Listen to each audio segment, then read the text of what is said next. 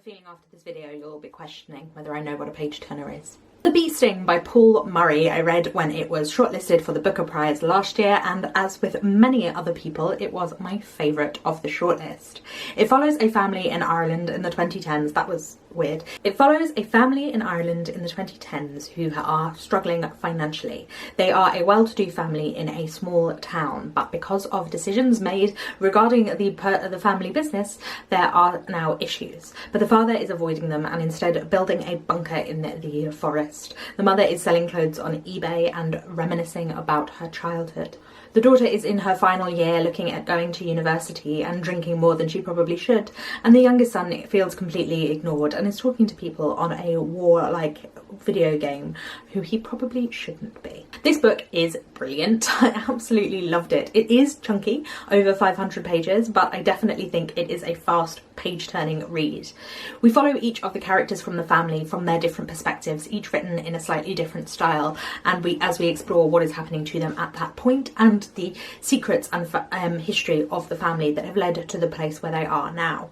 It is a book that is dark and thrilling at points, as well as being very funny in, again, a darkly Irish way. There is a lot to explore in all of the characters, ideas of shame and sexuality and small towns and being watched, ideas of poverty and privilege, and ideas of creeping fascism and the dangers of whether you know people or not, dangerous ways of using the internet. There's all sorts going on in this book, and I really, really enjoyed it. It's so much fun to read, and as well as being like horrific at the same time. It's one of those books where you can't stop turning the pages even though you have your heart in your mouth and you're like, please don't. Please don't do that, please don't. It's also written in these larger chunks that then get progressively shorter and shorter to the point where it is almost single sentences per character's perspective, and that definitely ramps it up. This is during periods of high tension where there is the unravelling of what has been set up over the course of the novel. So many moments where you are desperate to know what is going to happen, but at the same time it is a very character-focused book that really builds the family and the people around them, builds this idea of the town and the culture in which they are living.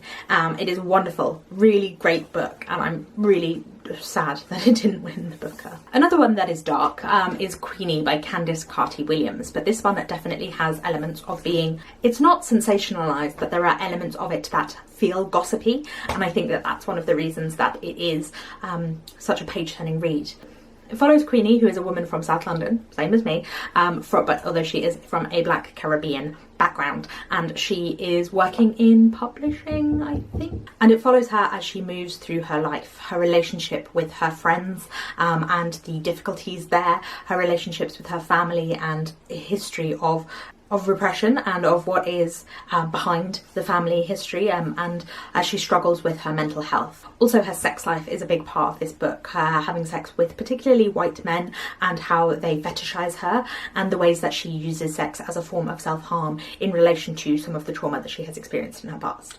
So yeah, definitely a very dark read in terms of the themes that it is covering, but in the style that it is written, the way that it integrates text messages and like Slack messages, for want of a better, I don't think that's the app they're using, that kind of message, and the way that it feels very, or at least when I read it when it came out, feels very contemporary and in the moment, and the style of writing is very colloquial, very informal, and feels like you are talking to someone that you know, and that all made it very readable and very, very compelling, even though the themes and the ideas are somewhat darker. And that's by Candice Carty Williams, if I didn't say at the beginning. The Pull of the Stars by Emma Donoghue is a fairly short historical fiction book set in Ireland in 1918, and it is set over the course of 3 days, and it is this very fast pace that I think makes it so incredibly page-turning. It is set in a maternity ward during the flu epidemic of 1918, and this ward is being run by Nurse Powers, who is on her own a nurse running this ward with only 3 women in it who are in labour but also have the flu, and so therefore can't be in the other ward. She is helped by a lackey called Birdie, and also overseen by a doctor, but this doctor never really shows up. Nurse Powers lives lives at home with her brother, who is experiencing shell shock from the First World War. And it is really fast paced. From the get-go, we are following Nurse Powers very, very closely, and we are right into the blood and gore of a 1918 maternity ward in Ireland. It covers ideas of gender in Ireland, particularly in the early part of the 20th century, with the Magdalen laundries and the treatment of children in residential schools, residential homes, the treatment of poor children there. It also covers ideas of masculinity and of disease and of the 1916 Easter Rising. So it covers a lot of detail about Irish history, but in such a short-paced time. The relationships are very rapid and very close because of that kind of trauma bonding feeling. And it is another book that, although it is dark and gory and sometimes really difficult to read, if you don't like detailed descriptions of medical procedures that are quite gory, I would avoid this book. But if you don't mind, those sort of things do power you through. There is this sense of impending doom and pressure going throughout the novel, and this feeling of something bad is going to happen that I think makes it incredibly propulsive. It also has some really beautiful writing and some really wonderful relationships, and I think is a really great read and very, very easy to read. I believe I read it in like 24 hours. It is so compulsive, and so the need to find out what is going to happen definitely pulls you through this book. Another historical fiction, this time a series of historical fiction that's set longer ago and in Scotland, is Game of Kings by Dorothy Dunnett. This is the first in the Lymond Chronicles series, which is a series of historical fiction from the 1960s and 70s, set in Scotland during the reign of Mary, Queen of Scots, from when she was a wee baby. This follows Francis Crawford of Lymond, who is the disgraced son of an important Scottish noble family who is thought to have betrayed the Scots to the English, and that is why he was sent away. But he has returned with a band of merry miscreants, and they are upending the Scottish noble order for reasons no one can quite understand. It is set during wars with the English, and so there are lots of like battles and skirmishes, and there is a lot of like swashbuckling and kind of heist-like feeling. It is a very funny book and a very strange one as well. It holds no quarter for people who maybe don't speak French or Latin or Scots or Gaelic, but it is, I think, still very fun to read despite the fact that it is written in that older fashioned style that expects you to understand a lot more than you potentially do as a reader, but I don't think it's super necessary. Our main character is that kind of Jack Sparrow-ish kind of a hero, in terms of being not necessarily likeable but certainly lovable. He is a rogue, as it were, although maybe his moral compass, well, you'll find out which way his moral compass points. It has some really brilliant characters, really wonderfully drawn, the ones that you really feel for or really want to give a smack to, and I think it's just really funny and really compelling. Again, very, very chunky historical fiction, but if you like an adventure novel but want something with a bit more brains to it, then I think this one would be perfect for you. Next I have Build Your House Around My Body by Violet Cooper Smith. This one may be a little more of a slow burn than some of the others. It definitely takes a little time to get going, but when it does, I definitely found it compelling and propulsive and all the things I think you need for a page turner. This is a horror book set in Vietnam in the 1980s and also the 2010s, and it follows a woman who is Vietnamese American who has gone to Vietnam to teach English as a foreign language, and she lives in this apartment with a strange wet smell and a sinkhole and a sinking drain in the middle of it as well. It also flashes back to the 1980s, where there are 3 children living in the mountains of southern Vietnam, 2 brothers and the girl with whom they are obsessed, interested in. She's kind of got Manic Pixie Dream Girl vibes a little bit, but she does one day go missing. And it travels through Ho Chi Minh City, Saigon, through the nightlife and through the experience of being a teacher of English as a foreign language, and it also spends time in small town Vietnam as well. But from the get-go, this is a horror novel. There are ghosts in this book, there are creepy other things as well going on, and it begins with a man who unhinges his entire jaw and like a snake-like creature comes out. So it has like that body body horror, really gory, grisly stuff, but mostly it is a haunting ghost story. And I really love it. I think it was not a perfect book, but it was a great fun read and really brilliant at building atmosphere. And I have been trying to find horror like this ever since I read it. It looks at ideas of patriarchy and violence against women, and sexual violence in particular in a Confucianist society like Vietnam, but at the same time it is a romp and a really, really fun read, as I said, and I think that that is something that I've been missing, and I really, really want to read more of. So if you have any recommendations that you think are similar to Build Your House Around My Body, I will definitely take them. Next up, a thriller, a genre which is known for being page-turning, although I think this thriller is considered to be fairly slow-moving for thrillers, but I found it a page-turner, and that is In the Woods by Tana French. This is the first in her Dublin Murder Squad series, which follows the murder team in Dublin as they investigate different murders. In this first one, our main character is a detective brought in to investigate a missing persons case in a small town on the outskirts of Dublin. But when he was a kid, 2 children went missing from this same small town, and he was involved in it. He came back from that not knowing anything and having no memory of it.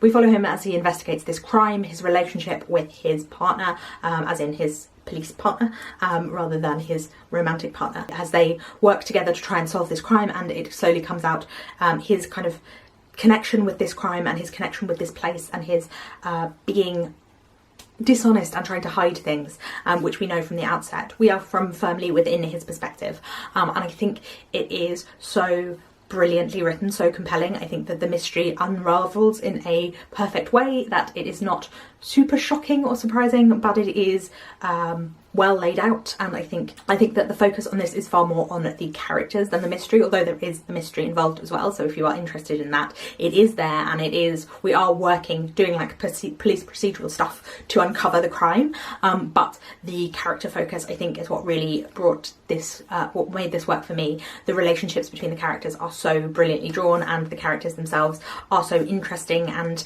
very compelling to read, although I do feel it does have that kind of standard, this is set in Ireland so it's not British, but a lot of the TV that we see in Britain that involves the police, there's so much of it, has a similar vibe, and I do think it does have a touch of that, but I did find it well written and really interesting, and really something I listened to the audiobook of in like 2 days, because I found it so compulsive to read, and so I was so desperate to find out how it all worked out, what happened to our characters. When I want a page turner, one of the things I often go for is an Agatha Christie. I absolutely love her writing. I think she is a brilliant writer of classic detective novels, and whilst there are problematic issues with her as a writer that if you don't want to read, don't. I don't judge you, but the way that she constructs a mystery, I think it's so well done, and one of my favourites is the ABC Murders. This is a Hercule Poirot story, who is my favourite personally of Christie's detectives, and it is him. There is a murder in Andover, and then a murder in a place that begins with a B, and the connections between the murders. And what I really enjoy about this one is that because there are multiple different murders and multiple different like suspect pools and groups of people, they all kind of get dragged along. Like Poirot is just collecting different people who could possibly be involved in this murder, who are connected to the people in some way, and like travels around with them, dragging them along with him. And I think Poirot is at his like bitchy best in the ABC Murders. I really enjoy him as a character, and I think there is a lot of humour in this, and I think a cosy mystery can be the perfect page turner because it doesn't have the darkness of some of these other books that make them, you possibly potentially need a break from them. It is, although it is dealing with murders, it is in a much more like sanitised and clean way, and I think that the unravelling of the mystery in the ABC Murders is one of the better ones, so I really, really enjoyed it. But I would say any Agatha Christie really is in this section for me. I think that her mysteries are so neat and so easy to read, that definitely makes them very compelling and very fast-paced page-turnery books. If you are into fantasy and historical fiction and would like something at the combination of them both, I would recommend The Philosopher's Flight by Tom Miller. This is set in 1914 in America, and it is about witches, but the witchcraft in this is kind of scientifically based. I believe Tom Miller is a physicist, so it has elements of science fiction to it, even though it is magic. But the descriptions of the way the magic works feels a lot more scientific than pure fantasy. And it follows this man who is a witch, which is very unusual. Most of the witches are women, and he wants to get into this elite flying team who are at this elite university. So it has elements of, I wouldn't say dark academia, but certainly academia. Because most of the powerful witches are women and flying is one of those powerful things you can do, he is seen as like lesser and how he shouldn't be allowed in, and is hazed and treated very not well. And one of the reasons he wants to be involved in this is because the flyers are like lifting people out of the First World War. So there is elements of the First World War in this novel as well. And it is so much fun, and there is also this political issue of these men who want women back in the kitchen and want to make witchcraft illegal, and elements of like witch burning kind of in it as well, terrorism going on. But one of the things I love most about this was the collection of characters. We have like a big group of women flyers, as well as our main male character, and they are all very well differentiated, and it's a really great fun like friend group, despite the like difficult start to it.